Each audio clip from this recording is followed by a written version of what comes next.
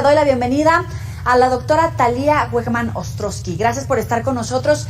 Pues nada, hace unos momentos platicábamos con nuestro periodista en Baja California. Él nos decía que se detecta el primer caso de esta variante Delta y ayer escuchábamos que a nivel mundial los mercados, la economía, pues estaba nerviosa precisamente por el avance de la pandemia, por tercera o cuarta ola a nivel mundial y por estas variantes. Y hoy en México, en Baja California, hablamos de esta particularmente Delta. ¿Qué significa esta variante? ¿Por qué desata tanto nerviosismo?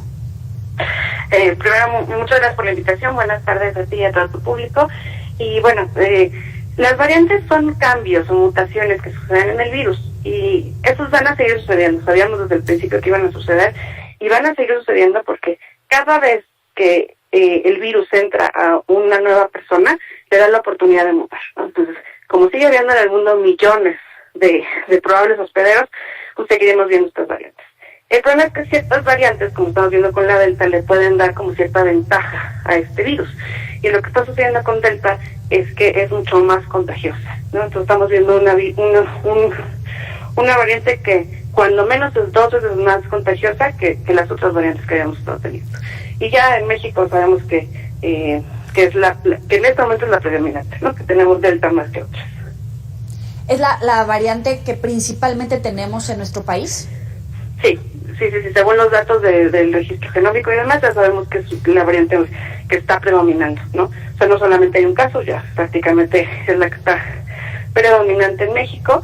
Y algo importante que también estamos observando de esta variante es que los síntomas están cambiando un poco. Es una variante que al parecer los síntomas que nos dan son más parecidos a un resfriado común, o sea, en lugar de tos y otros síntomas que veíamos, estamos viendo más moquito, secreción hialina de la nariz, dolor de cabeza, fiebre, ¿sí? Entonces se está como pareciendo más a una gripa, aunque pues puede llevar a las complicaciones que ya conocemos. Uh-huh. Ahora, ¿cuáles son los efectos reales de la vacuna? Porque nos sorprende este fenómeno que está sucediendo, no solamente en México, en muchos lugares, pero ahorita particularmente que revisábamos la zona fronteriza, hay puntos donde la gente, sin importar la vacuna, quiere vacunarse, y otros donde escuchábamos una afluencia de más o menos 40 personas por hora. Hay vacunas y la gente no acude a vacunarse, a pesar de que es un requisito en la zona fronteriza para entrar a Estados Unidos. Es importantísimo que todos nos vacunemos, ¿no? ¿Y por qué? Uh-huh. Sabemos que ninguna vacuna es efectiva al 100% para prevenir enfermedades, pero sabemos que sí nos protege muchísimo de muerte y hospitalización. Ahora, justamente, ninguna vacuna va a ser 100%, ¿sí? Entonces, por decirlo así, si estamos hablando de que la efectividad de una vacuna para hospitalización es del 95%, de 1,000 infectados va a haber 50 que terminen acabando en el hospital. ¿Y cuáles son los que salen en el hospital? No los miles que no llegaron al hospital, van a ser estos 50 casos, ¿no? Pero finalmente las vacunas están salvando vidas a nivel mundial, y eso es importantísimo aclararlo, y que justamente no nos quita el riesgo absoluto, pero sí nos disminuye muchísimo los riesgos de acabar en el hospital y acabar con la muerte, ¿no? Que es lo que queremos evitar. Entonces es importantísimo que si tienen la oportunidad de vacunarse, lo hagan. Es lo que, y además mientras más vacunados haya, menos transmisión va a haber, menos probabilidad de nuevas infecciones y menos probabilidad de nuevas variantes. Justamente todos queremos evitar una nueva variante que nos traiga más complicaciones, ¿no? Entonces, tanto a nivel personal y además algo importante es que la mayoría de las personas, es importante aclarar esto, la mayoría de las personas va a cursar COVID con cuadro leve, sí lo sabemos, casi el 80%. Pero el que yo me sienta bien no quiere decir que yo no pueda contagiar a alguien y que esa persona sí le vaya muy mal, ¿no? Que la otra persona sí acabe en el hospital o la otra persona acabe sí, con consecuencias muy graves, ¿no? Pero además algo importante también recordar es que ya sabemos que no solamente es el periodo agudo de la enfermedad, sabemos que también COVID nos puede traer muchas secuelas y complicaciones a largo plazo y vemos gente que está todavía después de meses de la enfermedad sufriendo secuelas, ¿no? Entonces no solamente se trata de cuidarnos de no acabar en el hospital con la enfermedad aguda, se trata de poder mantener una calidad de vida después de la enfermedad. Y para esto no hay nada mejor que las vacunas.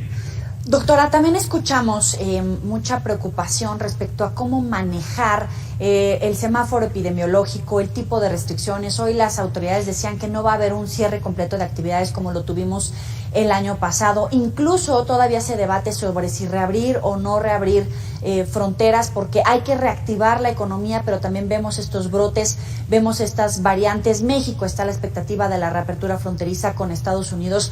¿Cuáles son las recomendaciones, en todo caso, para, evidentemente, contener la expansión de la pandemia, pero al mismo tiempo mantener este equilibrio con la apertura económica? Pues va a tener que recaer mucho en la responsabilidad social, o sea, tanto social como individual. Entonces, ya sabemos a estas alturas lo que funciona. Los cubrebocas funcionan muy bien para prevenir, ¿no? Entonces, aunque estemos vacunados, cuando estemos conviviendo con personas no vacunadas, hay que seguir usando cubrebocas. En espacios públicos donde no sabemos si el de lado está vacunado o no, hay que seguir usando cubrebocas.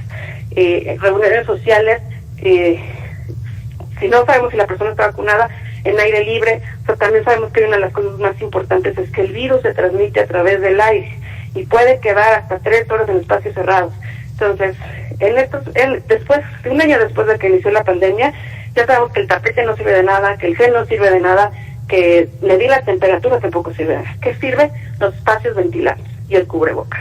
Entonces, es importantísimo que si queremos justamente salvar la economía, porque no solo la economía, también la parte social, después de año y medio mucha gente está cansada, quiere empezar a salir y demás, hay que ser responsables. ¿Y cómo es responsables? Usar cubrebocas cuando estamos con gente no vacunada, o si no sabemos si está vacunada o no, no juntarnos en espacios cerrados y ventilar. Ventilar. ¿Tiene caso mantener las fronteras cerradas, las restricciones de viajes internacionales? Pues es que eso ya son decisiones políticas que habría que evaluar. Sabemos el caso de Australia, que ha mantenido bastante restricción por ser una isla además, y pues es de los lugares del mundo donde menos casos de muertes ha habido, pero también vemos que tienen un repunte importante en las últimas semanas, ¿no? Entonces yo creo que ahí las autoridades tienen que evaluar qué ha sucedido en otros países que han cerrado fronteras y qué ha sucedido en países que han dejado abiertas fronteras y evaluar el riesgo-beneficio, ¿no? En toda esta pandemia lo que hemos visto una y otra vez, tanto de manera individual como colectiva como de sociedad, es evaluar riesgo-beneficio, ¿no? Entonces, y se entiende que las fronteras en algún momento se tienen que abrir porque económicamente es muy importante para mucha gente, ¿no? Entonces, pues tendremos que evaluar, o sea, hay decisión de los gobiernos y pues tendrán que estudiarlo bien. Es la doctora Thalia Huegman Ostrowski. Gracias por estar con nosotros y con el auditorio de Mega Noticias. Muy buena tarde para usted. Gracias por la invitación y si tienen dudas me pueden seguir en mi Twitter, @Thalia Huegman con W, y con mucho gusto, y buena tarde a todos. Muchísimas gracias, doctora. Buena tarde. Hasta luego. Vamos a hacer una pequeña pausa. Tenemos mucho más después del corte. No le cambie.